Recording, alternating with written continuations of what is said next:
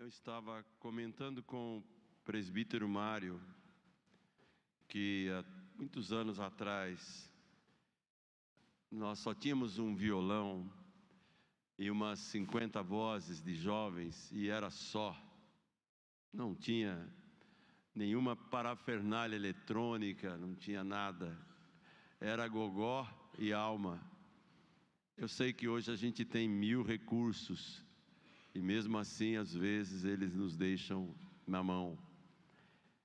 Eu me lembro muito bem, e tudo que eu estou falando agora tem pertinência com a mensagem, que logo no meu início de pastorado eu tremia na base. E eu pensei, depois de 40 anos eu não vou tremer mais.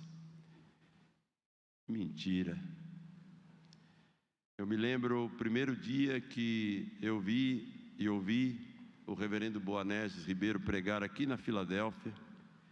E eu fui seminarista durante um ano com ele na Igreja do Calvário. E eu falei, como que eu vou pregar na igreja desse homem? Como? E eu perguntei para ele, como é que o senhor mantém essa tranquilidade? E ele falou, Davi, quando a gente lê a Bíblia e ora ao Senhor, não é no último instante que a coisa vai funcionar. Então, naquele momento que antecede o culto, eu às vezes, se estou numa igreja que não é a minha, eu dou um rolê pelo bairro, dou uma olhada, dou uma volta no quarteirão da igreja, depois eu sento num canto ali e espero a minha hora. E um seminarista lá da Igreja da Aliança foi pregar pela primeira vez lá, colega do Ricardo, o Juninho, bom pregador. E aí ele falou, pastor, vai ser complicado pregar na sua frente. E eu falei, eu prego na frente de Deus o tempo todo e eu me tremo todinho por dentro. Não importa quanto tempo a gente passa, João Batista vem dizer para nós, o tempo todo, convém que ele cresça, porque eu não sou digno nem de desamarrar as sandálias dele. O tema da mensagem de hoje diz, o homem de dores nas mãos dos pecadores. Os pecadores hoje vão ouvir, além da minha voz, um zumbido, mas... Tomara a Deus que, se precisar só da voz natural, Deus é poderoso para nos sustentar aqui, mas se não, vamos esperar em Deus que o microfone não seja nosso inimigo hoje. Marcos 14, de 1 a 21, deixa a sua Bíblia aberta, nesse trecho, onde veremos o homem de dores nas mãos dos pecadores. Senhor, nas tuas mãos eu entrego esse tempo de mensagem, para que somente o que for essencial eu pronuncie. Somente o que tiver pertinência com esse texto, com esse assunto, com esse tema e com esse homem de dores, que por mais que pensássemos que estava nas mãos dos pecadores, o controle nunca saiu das mãos dele. Por isso eu oro pedindo que o Senhor tenha misericórdia e fale conosco em nome de Jesus. Amém. O texto sagrado de Marcos 14, 1 a 21 diz assim, dali a 2 dias era Páscoa e a festa dos pães asmos, e os principais sacerdotes e escribas procuravam como o prenderiam à traição e o matariam, pois diziam, não durante a festa, para que não haja tumulto entre o povo.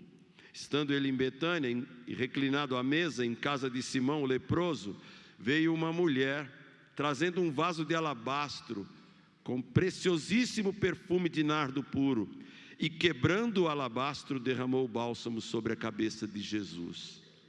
Indignaram-se alguns entre si e diziam, para que este desperdício de bálsamo?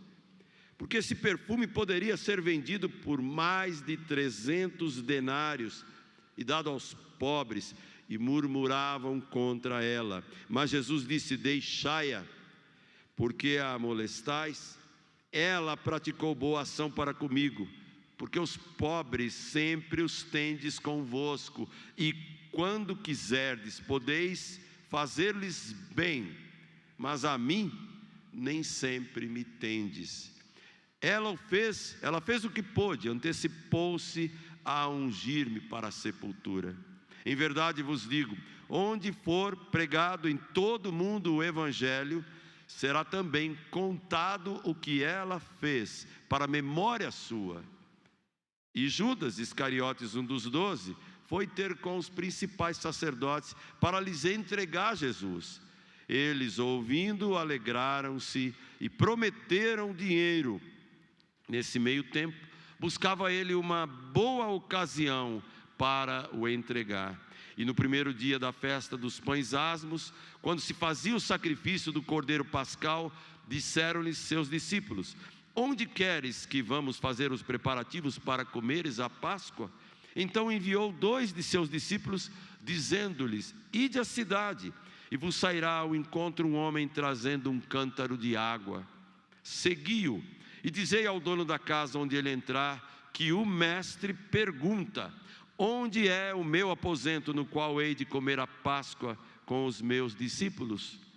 E ele vos mostrará um espaçoso cenáculo, mobiliado e pronto. Ali fazei os preparativos. Saíram os discípulos, foram à cidade, e achando tudo como Jesus lhes ordenara, ou tinha dito, prepararam a Páscoa.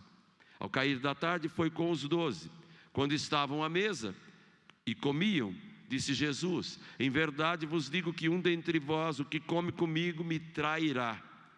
E eles começaram a entristecer-se e a dizer-lhe um após outro: porventura sou eu? Respondeu-lhes: é um dos 12, o que mete a mão comigo no prato. Pois o Filho do Homem vai, como está escrito a seu respeito. Mas ai daquele, por intermédio de quem o Filho do Homem está sendo traído. Melhor era não ter nascido.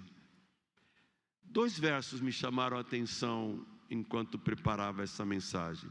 Como eu dei a ela um título: o varão de dores nas mãos dos pecadores, eu pensei em 2 passagens. Uma de Lucas 24:7, que diz assim: é necessário que o Filho do Homem seja entregue nas mãos dos pecadores, seja crucificado e ressuscite ao 3º dia. É necessário que Jesus seja entregue nas mãos dos pecadores. Mas lá em Atos 4:28 diz assim: para fazerem tudo o que a tua mão e o teu conselho tinham anteriormente determinado que se havia de fazer. Como que se organiza esse paradoxo? A mesma Bíblia que diz que era necessário que ele fosse entregue nas mãos dos pecadores, é a mesma Bíblia que diz que para isso Deus já tinha predeterminado, o conselho de Deus já tinha estabelecido que seria desta maneira. E aí vem um alemão chamado Albert Schweitzer, que é teólogo, não sei de que linha, e filósofo, não sei de que corrente. Ele soltou essa pérola aqui numa das suas literaturas. Ele disse assim: olha, Jesus ficou tão encantado com a ideia messiânica que ele se tornou vítima das suas próprias pregações. Foi essa a conclusão que esse judeu chegou nos seus devaneios literários e filosóficos. É impressionante, meus irmãos, que ele chega a afirmar que Jesus foi morto por um terrível acidente. Não foi plano. Então, com quem a gente fica? Com o Deus que disse que assim seria e registrou séculos antes? Ou a gente fica com um insano do século 20? É impressionante que, quando a gente pensa em termos de soberania, não dá para a gente escapar do domínio, do controle. Não dá.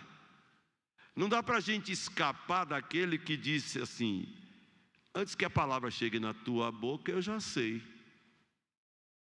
Como queríamos pensar que a morte e todo o complexo que levou Jesus até lá foi obra do acidente, do acaso?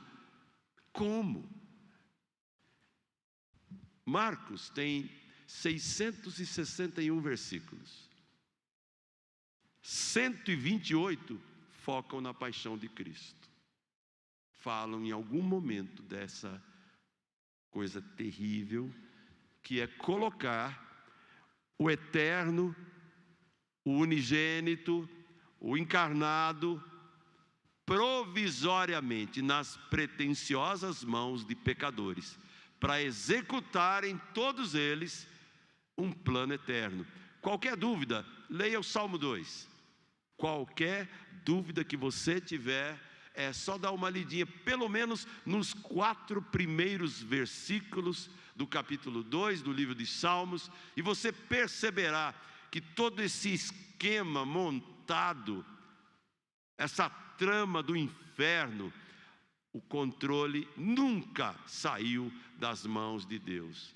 E nesse trecho que eu li, eu vejo o homem de dores nas mãos dos pecadores. E a primeira coisa que eu vejo é a conspiração. Verso 1 e 2. Olha que interessante. Dali a 2 dias era a Páscoa, a festa dos pães asmos. E os principais sacerdotes e escribas procuravam como prenderiam a traição e o matariam. Pois eles diziam: nunca durante a festa, para que não haja nenhum tumulto. Eu achei interessante a palavra do nosso irmão Ricardo hoje de manhã, quando ele se referiu a Flávio Josefo. É um belo historiador, falou muita coisa, mas o item que o Ricardo falou me chamou a atenção, porque eu já tinha anotado alguma coisa assim para falar agora, e ele disse que Flávio Josefo era muito exagerado nos cálculos, e era mesmo, mas como, nesse caso, uma citação de Josefo um pouco exagerada, mas eu vou diminuí-la. 55 mil habitantes em Jerusalém. Muita gente vinha de tudo quanto é lugar na época da Páscoa. Talvez 10 vezes ou 20 no máximo. Josefo disse que eram 40 vezes, mas eu acho que de tanta gente que circulava em Jerusalém, Caifás pensou: dos 55 mil que temos aqui, no dia da Páscoa seremos 1 milhão quase, é tumulto demais para matar o farsante. Então não vamos fazer isso na Páscoa. Mas ele era o Cordeiro Pascal, não tinha conversa, não tinha nada que Caifás manobrasse para que o projeto eterno de Deus deixasse de ser executado exatamente naqueles dias. A conspiração dos homens estava no controle de Deus, nunca saiu.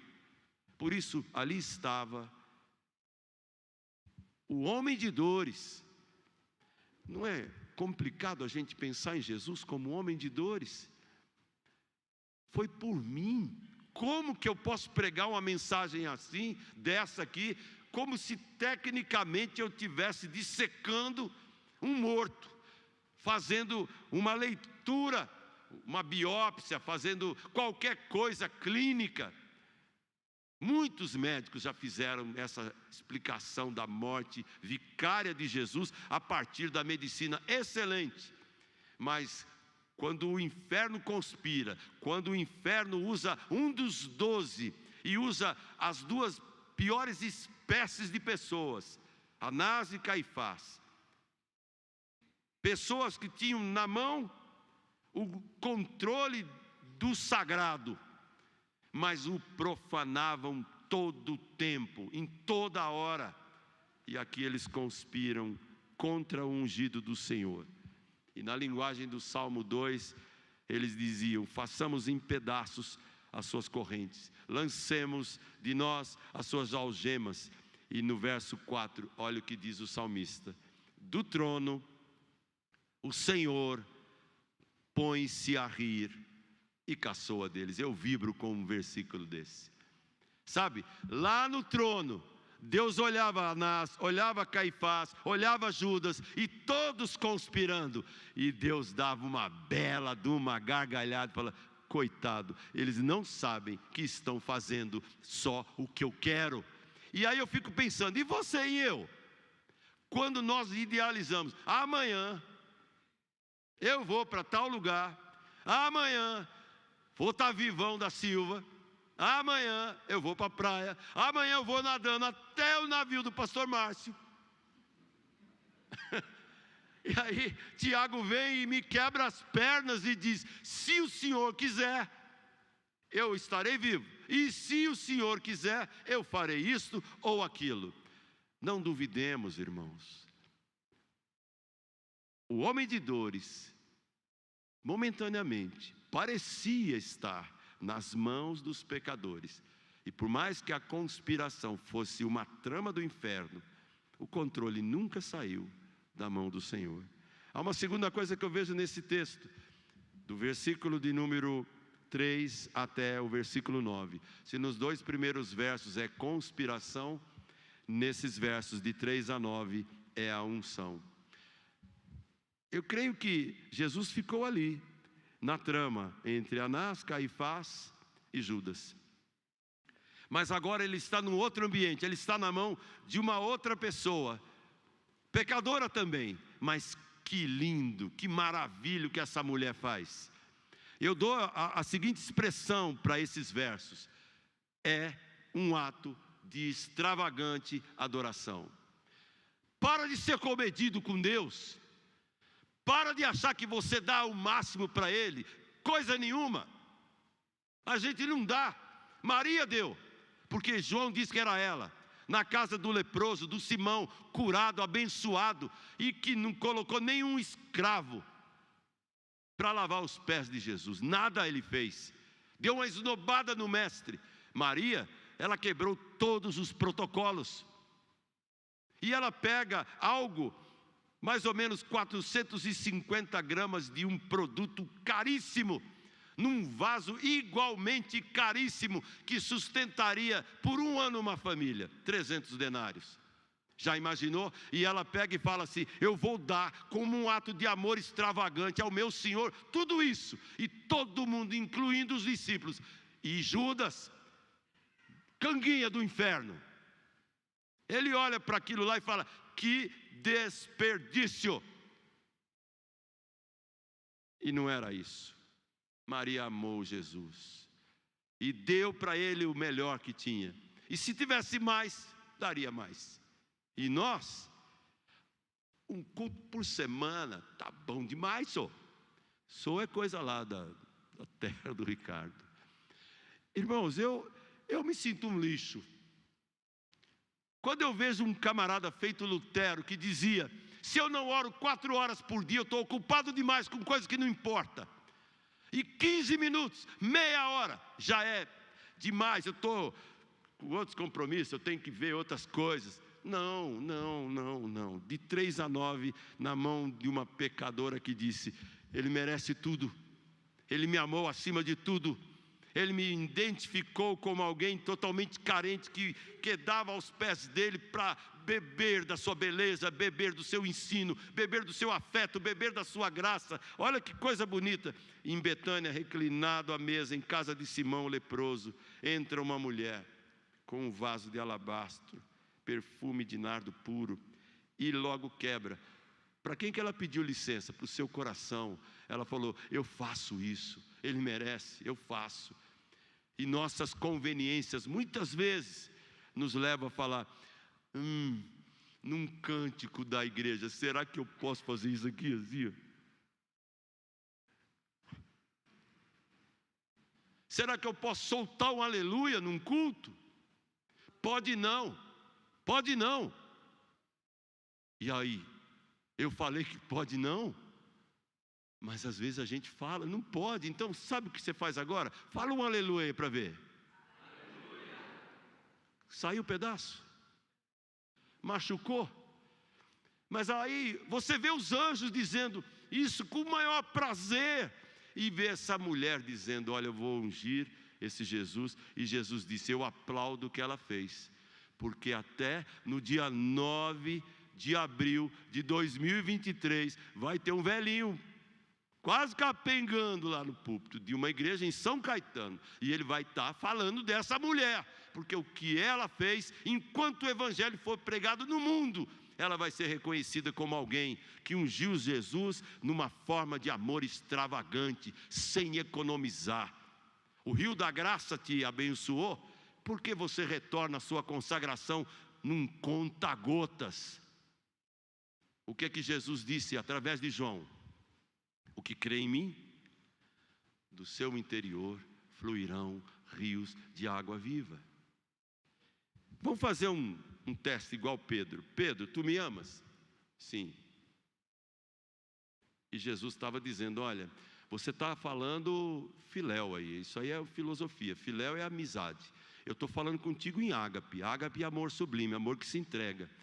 Pedro, você me ama no nível máximo? O senhor sabe que eu sou chegado, eu estou chegado. Aí você tira isso aí lá do Evangelho de João, e a tua mulher chega para você, se você é casado, e aí a tua mulher fala, querido, fala que você me ama. E você olha para ela e fala, eu te amo, sua tonta. Aí ela vai falar, querido, eu queria tanto ouvir essa parte, só a primeira, porque a segunda que você falou me dá vontade de te dar um... E aí eu olho para Jesus, o meu Deus, que é muito mais importante do que a minha mulher, do que a minha família, e eu não consigo amá-lo de forma extravagante, eu economizo até o meu louvor, a minha adoração, é tudo contido. Não dá. Por isso, o nobre homem de dores, o santo de Israel, momentaneamente, ele ficou ali, deixando Judas, Anás e Caifás para trás, e em todos os outros 11, e Judas assim, meio que esquivo, ainda iria ouvir a pior das frases que um ser humano pode ouvir da boca de Jesus. Mas aquela mulher, diferente de todo mundo, ela assume para si ungir e demonstrar um grande e profundo amor por Jesus. E aí eu pergunto a você, eu até registrei essa pergunta aqui. Quando foi a última vez que você adorou Jesus de forma extravagante? Quando foi a última vez que você agiu de forma sem moderação para a glória dele? Por que você dá o mínimo de voz durante o louvor, o mínimo de força durante a semana para ler a palavra, o mínimo de tempo, o mínimo de bens, o mínimo de contato com os irmãos? Que Deus use esse trecho da Bíblia para fazer você ser que nem aquele vaso de alabastro que Maria quebrou. Que Ele te quebre, que Ele me quebre, que Ele nos quebre, para que possamos dizer que o homem de dores, quando esteve nas mãos de Maria, ali naquele lugar, naquela casa, ele recebeu dela o que ele deve receber de mim, segunda, terça, quarta, quinta, todo santo dia, porque ele é merecedor. Ele aprovou aquilo e ele não chamou de desperdício. Pelo contrário, ele falou ali para aquela turminha, olha, quer ajudar pobre? Os pobres não vão desaparecer do cenário. Eu vou embora daqui a pouco. Quer ajudar pobre? Ajuda. Doa. Ajuda, participe de qualquer obra assistencial, de qualquer missão. Participe quando a própria junta diaconal te chamar, te convidar, te convocar para qualquer ajuda humanitária. Entre em qualquer uma dessas ONGs que estão por aí. Nos Médicos Sem Fronteiras, se tem alguma sociedade que eu acho brilhante, que se eu pudesse eu trabalhava com eles, de graça, por ver tanta beleza no que essa turma faz. Por isso, há uma terceira coisa que eu vejo aqui.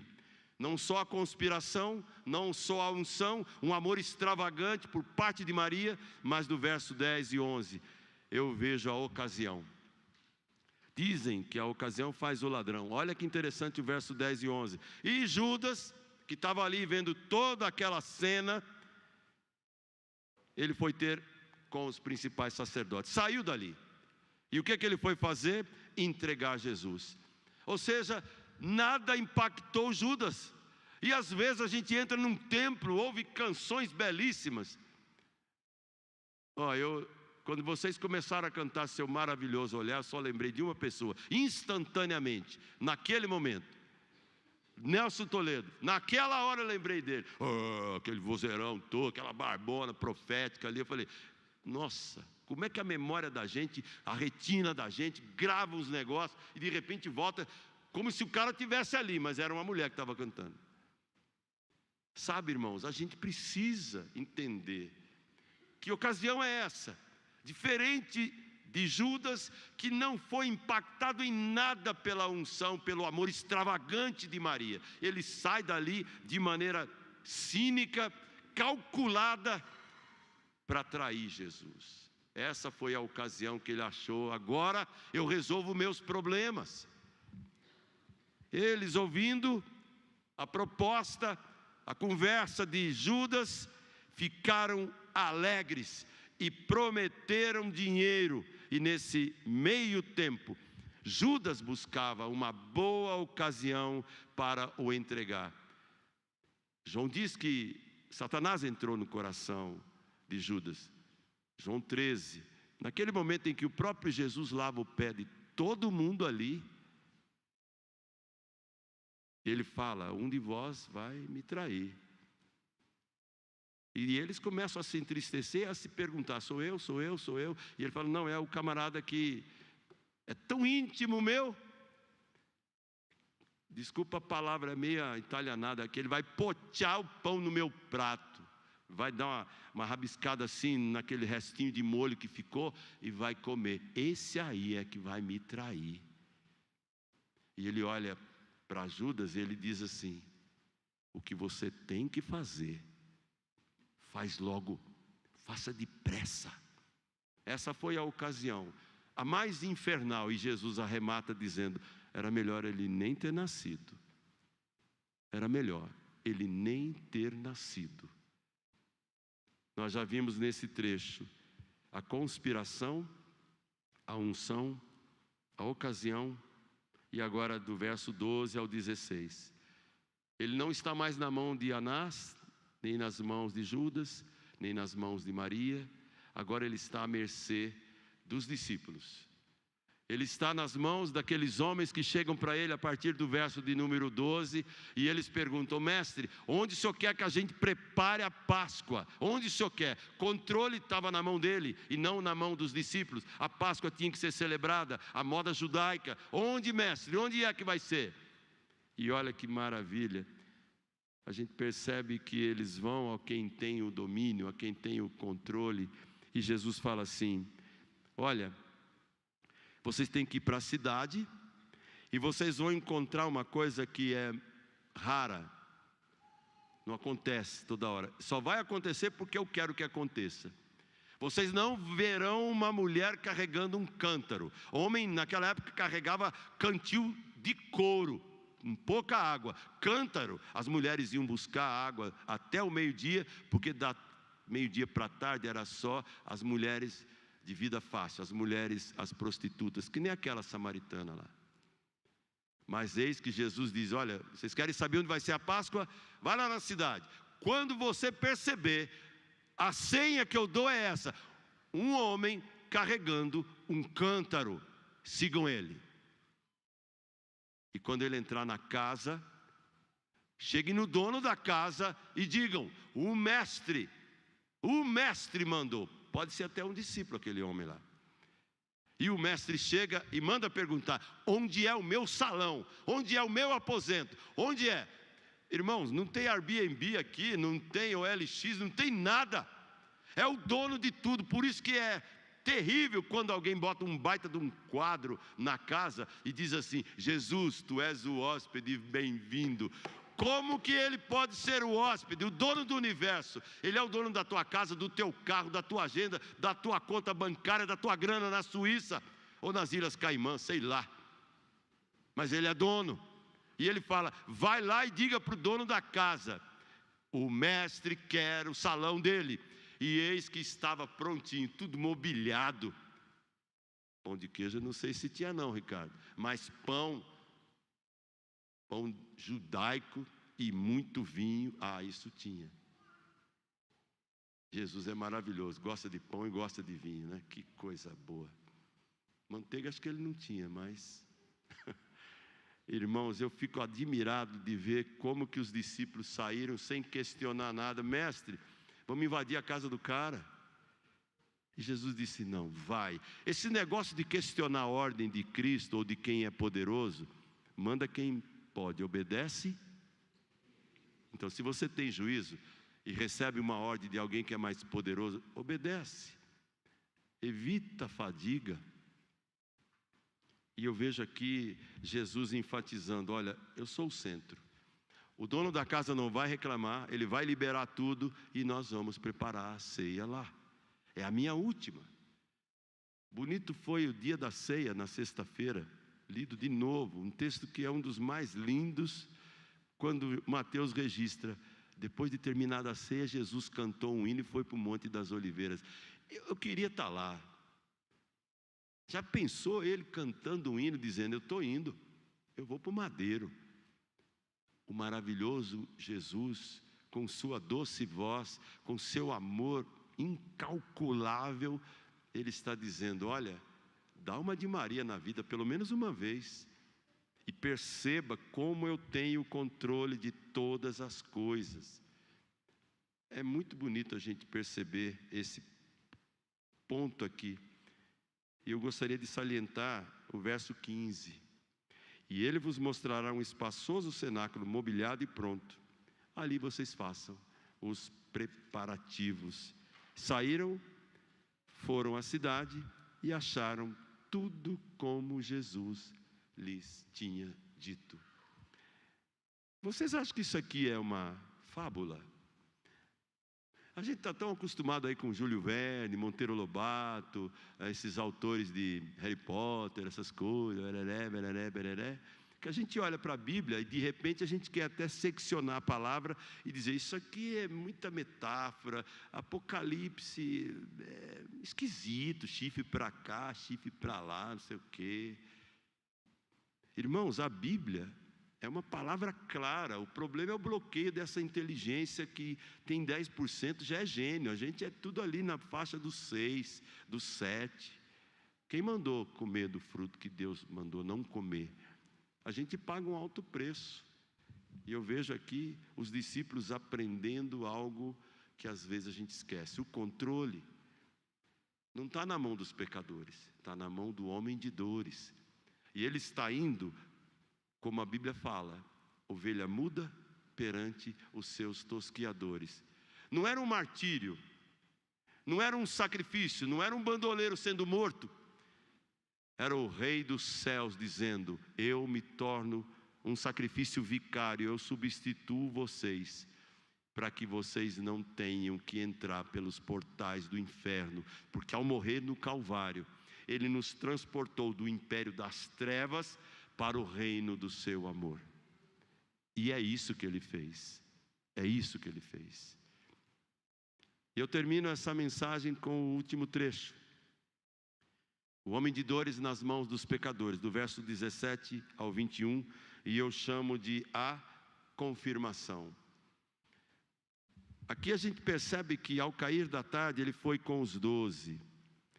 E estavam à mesa e comiam, e em verdade, Jesus disse o seguinte, quem come comigo vai me trair.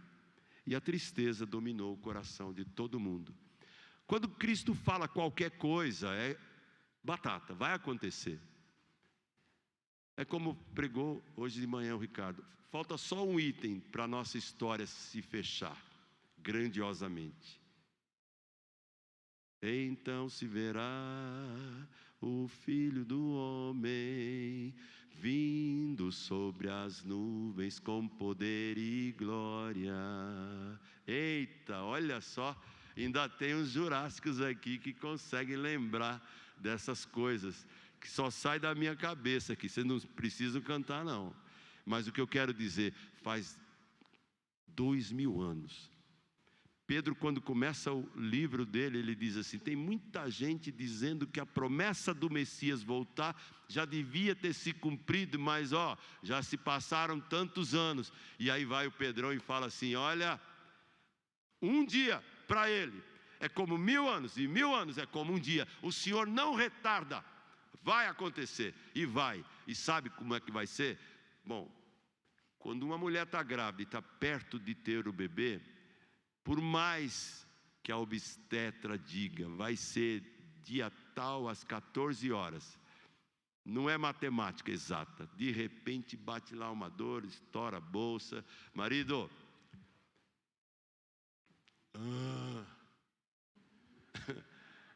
me leva para o hospital. E o cara tem que levar, não adianta falar: pastor Márcio, me ajuda, deixa o homem dormir, caramba.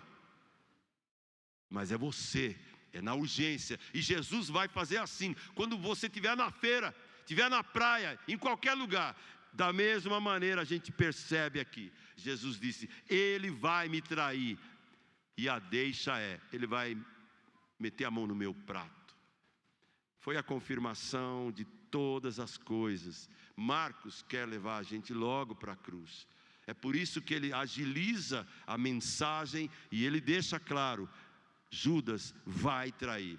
Por mais que eles confabulassem entre si, sou eu, a gente percebe que Jesus já sabia. E eu fico impressionado quando ele é abordado por Judas e todo aquele grupo, como foi lido lá em João 18 pelo Mário, uma leitura que foi feita no início. Ele vem com uma trupe, sabe? Ele vem com um batalhão de choque, ele vem com o bope do inferno, ele vem com a SWAT, sabe? Satanás na frente de todo mundo, e o bonitão com 30 merreca no bolso. E Jesus fala: amigo, olha como ele fala: para que viestes? E recebe um beijinho. Será que a gente não está tratando Jesus muito perto disso, não? Eu vou terminar a mensagem dizendo assim: ele nunca foi pego de surpresa, nunca. O homem de dores ficou nas mãos dos pecadores, circunstancialmente, para cumprir um plano eterno, mas ele nunca foi pego de surpresa. A minha conclusão é a seguinte: quão perto uma pessoa pode estar de Jesus e ainda assim não conhecê-lo? Algumas coisas me vieram à cabeça. Quanto próximo uma pessoa pode estar de Jesus e ainda não conhecê-lo? Pense em Judas, pense em Pedro. Os dois passaram por crises muito próximas. Um se enforca, o outro chora amargamente, mas antes de chorar amargamente por causa de um olhar, e não pense que o maravilhoso olhar de Jesus é só ternura, não. É aquele olhar daqueles pais italianos ou espanhóis. E Pedro não precisou ouvir discurso, ele simplesmente chorou amargamente, mas se arrependeu. O quão próximo alguém pode ser que nem Judas, muito perto de Jesus, mas não sabe quem ele é? Quão perto pode alguém estar da verdade e ainda assim permanecer na mentira? Quão perto pode alguém estar do céu e ainda assim ir para o inferno? Quão perto pode alguém estar da salvação e ainda assim receber condenação? E a frase final que eu queria deixar com vocês é a seguinte: quem aqui está disposto a dar muito além do que é preciso para abençoar, honrar, adorar Jesus? Eu acompanhei muitas vezes a vida do Edilson Botelho, irmão do Estênio. E uma vez ele mostrou uma música que sempre bateu na minha cabeça. Um trechinho dela diz assim: minha vida mudou quando Cristo ocupou o primeiro lugar em meu ser. nada mais me faltou. Grande paz inundou todo o meu coração. Minha dor lhe entreguei, meu pecado contei, e seu sangue minha alma lavou. Tudo agora mudou, pois Jesus ocupou o primeiro lugar em meu ser. E aí, que lugar ele ocupa no seu? Pensa em Maria, pensa em Judas e dê a sua resposta com a sua vida, porque o homem de dores não está nas mãos dos pecadores. Nós somos pecadores nas mãos do Todo-Poderoso, que sabe o que é melhor para nós. Honre a Jesus e que Ele ocupe o primeiro lugar na sua vida. Deus seja louvado. Amém.